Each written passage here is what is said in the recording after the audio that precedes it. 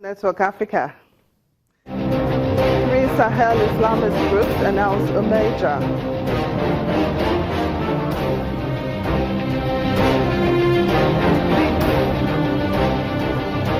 Egyptian Christian families take refuge in the city of Ismaila after fleeing Islamic State attacks in North Sinai.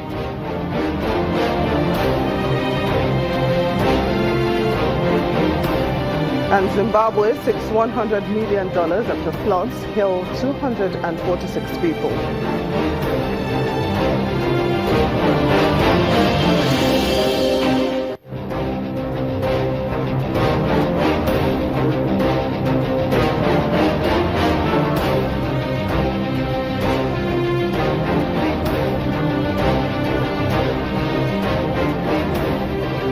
Hello and welcome to the program. I'm Temitope Fagbemi.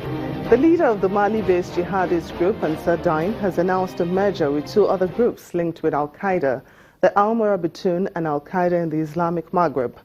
The new alliance, to be known as a group for the support of Islam and Muslims, will be led by the head of the Sinai group, Iyad Ag-Ghali. The groups have been responsible for attacks mainly in Mali, but also elsewhere in the Sahel and Sahara, sometimes even claiming the same attacks. They were already allied before now, but some analysts say this move would also be a major propaganda tool.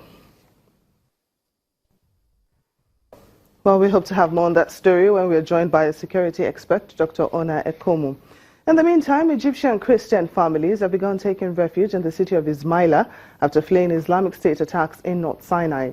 A shift in Islamic State's tactics from attacking soldiers and police to targeting Christian civilians has become a potential turning point in a country trying to halt a provincial insurgency from spiraling into wider sectarian bloodshed.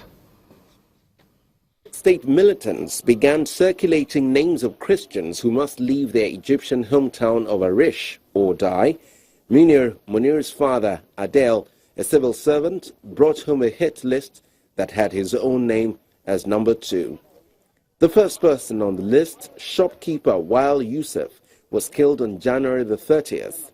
The Munirs then barricaded themselves inside their house like rats in a hole.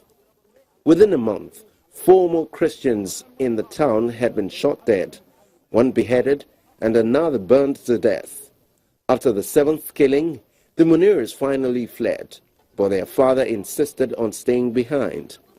Over the past month, about 145 families have fled North Sinai to Ismailia, a city on the edge of the Suez Canal that forms the western boundary of Sinai, and about 30 to Cairo. Several families, including the Munirs, say that Muslim neighbors unaffiliated to Islamic State have stepped up assaults against them, emboldened by the militants and the violence that has destabilized their province and seen hundreds of soldiers and police killed in recent years. Our neighbors took our land because we are Christians. They tried to attack me and my sister, and when my father came to defend us, they sprayed his face with acid. The opening salvo came in December when an Islamic State fighter bombed a church adjoining Cairo's St. Mark's Cathedral, the seat of the Coptic papacy, killing 28 people.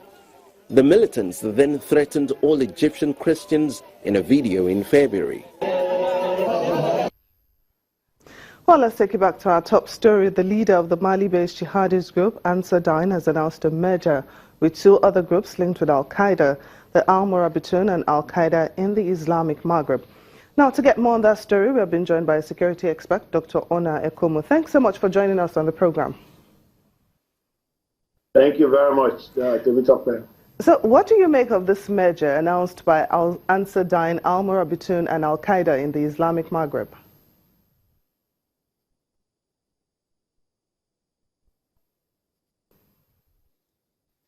Okay. Well, obviously, the purpose of the merger is to pool their resources, put together such that they can carry out more attacks, they can be more effective, they can be more deadly.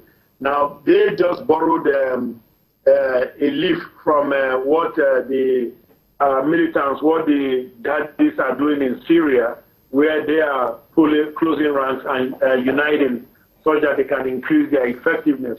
And that's what these groups are doing. Now, these groups have always had some kind of congruence in their theology, that's in their jihadist principles.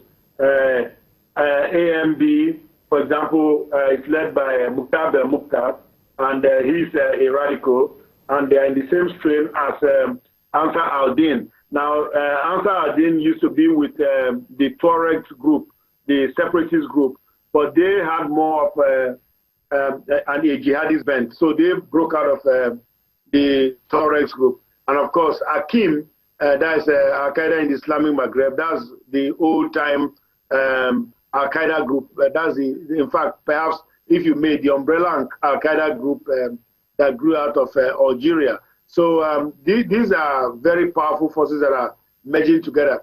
Now, it is thought that perhaps the merger is because the Tuaregs, because of their peace deal with the Malian government, they are now patrolling with them to counter the jihadists. So it's thought that might be one of the inspirations. So to strengthen the jihadists against the Malian government and the Tuaregs, who are now working together as a group to counter them. Komu, is this merger only a threat in the Sahel region, or should other African countries be worried as well?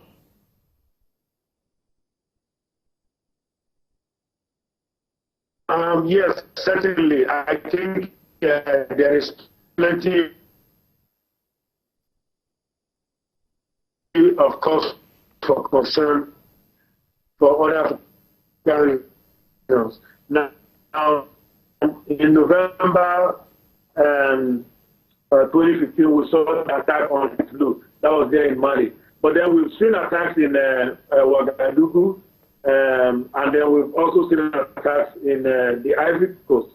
So and these are all perpetrated by AMB, that is Amir Abitum. So if the three Al-Qaeda related